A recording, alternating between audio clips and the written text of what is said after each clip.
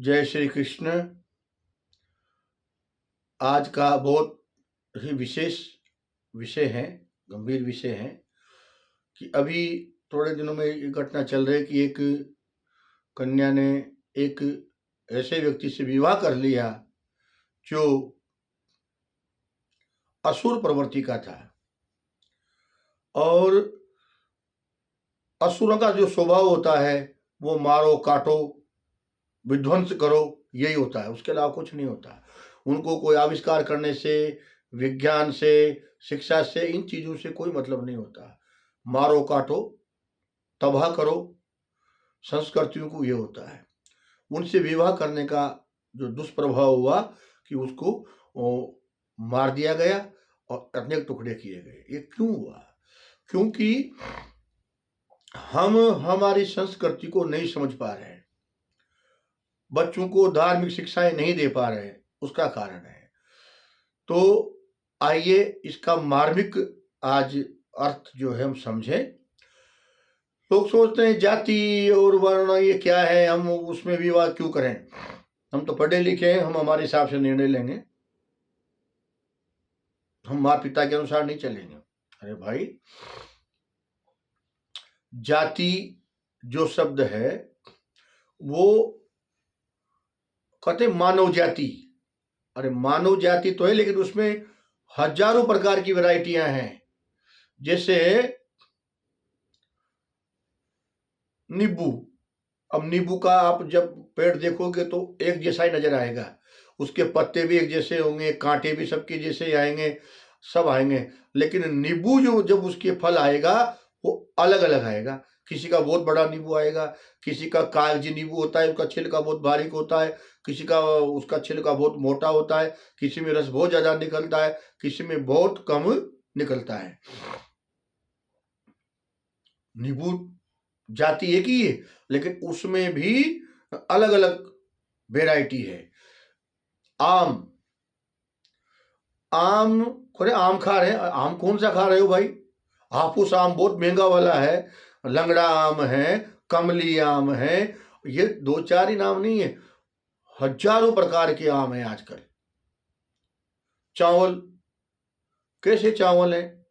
साधारण चावल भी होते हैं, दूसरे चावल भी होते हैं, महंगे चावल भी होते हैं। आजकल सरकारी चावल भी मिल रहे हैं। तो मैंने भी उनको चखा के कैसे आते हैं, तो उनको खा नहीं पाए ढंग से, ऐसे चावल मिल रहे हैं गरीबों को जो दिया जाता है। तो वो बिल्कुल लो क्वालिटी का चावल है, वो जो आता है गरीबों को दिया जाता है। एक बासमती चावल आता है, उसका स्वाद अलग है, उसके रेट अलग है। ऐसे ही जाति व्यवस्था है। दिखाई देने में वो मनुष्य ही दिखाई देंगे, उनके भी हाथ पांव होंगे, रक्त भी एक ही होगा, रक्त का जो ग्रुप है वो या ये जो भी 4-5 क्वालिटी में बांट रखा है वही होगा, लेकिन फिर भी उनके गुण धर्म लक्षण अलग अलग होंगे। कोई मनुष्य लड़ने में वो तेज होगा, कोई बुद्धि में तेज होगा, कोई काम करने में कुशल होगा, कोई पढ़ने में कुशल होगा, अलग अलग उनमें क्वालिटी हो सकती है। और समाजों की व्यवस्था इसलिए थी कि उस समाज के लोग एक जगह समरसता के कारण भोजन करते हैं, बैठते हैं, शादी विवाह करते हैं, तो आपस में वो जानते हैं कि ये परिवार कैसा है, इनके आचरण कैसे हैं, मेरी बेटी इनको मैं दूंगा, मेरे समाज में तो कैसी रहेगी। ये लेकिन जिन लोगों को बाहर से केवल रूप रंग को देख लिया है, अच्छे कपड़े पहन के आ रहे हैं, टाई कोट पैंट लगा करके महंगी मोटरसाइकिल पे घूम रहे हैं, और उसी में उसको पसंद आ गया, लेकिन उन्होंने उसके कुल के संस्कार नहीं देखे, परिवार के संस्कार कैसे रहते हैं ये नहीं देखे, तो फिर क्या होगा कि बहुत बुरी गति अंतोदगतवा होती है। या इसलिए भी भारतीय संस्कृति में व्यवस्था की गई कि वर्ण संकर का अंतोदगतवा विनाश होता है। आज हम देख लीजिए, मैंने मेरे कृषि फार्म पे वहाँ वर्ण संकर मक्का करवाई, तो वो हो गई, बोल इस पे बहुत ज्यादा पैसे आएंगे, ये हुआ। अब वो जो मक्का थी तो मैंने कहा अगली बार इसकी बुआई करो, तो जो काम करने वाला व्यक्ति था उसके पास, उसने कहा ये अब बुआई नहीं हो सकती। बोले क्यों? नहीं नहीं, ये वर्ण संकर है, अब ये दोबारा दूसरी लाई जाएगी। मैंने कहा नहीं, थोड़ी बहुत तो बो के देखो। तो उन्होंने जब वो मक्का बोई तो बहुत सारे तो पौधे उगे ही नहीं उस मक्की के, और जो उग गए उनके भुट्टे नहीं आए, सरे नहीं आए। ये होता है वर्ण संकर। और जो हमारी परंपरागत व्यवस्था थी, हमारे किसान जो बीज रखते थे उनको वर्षों तक वो बुआई करते थे, वो कभी खत्म नहीं होता था वो बीज। क्यों? क्योंकि वो वर्ण संकर नहीं है, उसकी वेराइटी है। हाँ, खेत अलग पलटते थे, खेत एक ही एक खेत में एक फसल होगी तो वो जीरो हो जाएगा। दो कारण है, एक ही एक खेत में फसल अगर बोई जाएगी तभी उत्पादन कम हो जाएगा, और वर्ण संकर बीज अगर डाला जाएगा तो वो बिल्कुल नष्ट हो जाएगा। तो यही विषय इंसानों पर भी लागू होता है। अगर वर्ण संकर संतानें पैदा होगी तो उनकी पहली वाली तो बहुत दिमागदार होगी, बहुत तेज होगी, लेकिन फिर उसकी जो संतानें होती है वो मंदभाग्या, मंद बुद्धि हो जाते हैं। और जिस प्रकार से फसलें नष्ट हो जाती है वैसे मानव फसल नष्ट हो जाती है।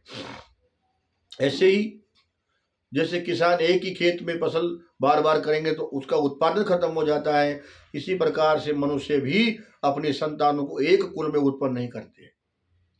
ऋषि ने, मुनि ने ये रिसर्च कर लिया उस समय कि ये करेंगे, एक ही कुल में शादी विवाह लोग करेंगे तो क्रोधी हो जाएंगे, लड़ाई झगड़ा करने वाले हो जाएंगे, मारने काटने की संस्कृति वाले हो जाएंगे, और एक दिन वो सब समाप्त हो जाएंगे। इसीलिए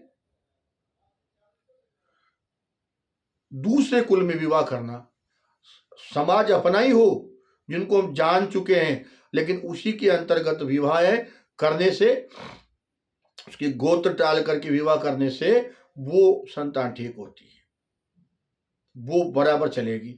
आज पशु अपने ही जिस समूह में होते हैं, एक ही समूह में वो पशु होते हैं, तो वो उसी में गर्भाधान करके उसी में संतानें उत्पन्न करते हैं। तो लाखों वर्ष हो गए लेकिन फिर भी उन पशुओं की बुद्धि का विकास नहीं हुआ। वो पशु ही है आज भी, लेकिन मनुष्य की बुद्धि का विकास हो रहा है ना। तो जो लोग आज भी एक कुल समूह में विवाह कर रहे हैं या इस तरह का करते हैं, वो कोई भी आविष्कार नहीं कर सकते विज्ञान का।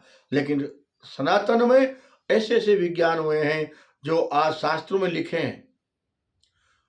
अंग प्रत्यारोपण की विधि है, विमान उड़ाने की विधि है, विद्युत प्राप्त करने की विधि है, ये सब चीजें शास्त्रों में लिखी हुई है। तो ये आज का विषय था कि किस प्रकार से जाति व्यवस्था है। दुर्गा सप्तशती में लिखा है, या देवी सर्वभूतेषु जाति रूपेण संस्थिता, नमस्तस्यै नमस्तस्यै नमस्तस्यै नमो नमः।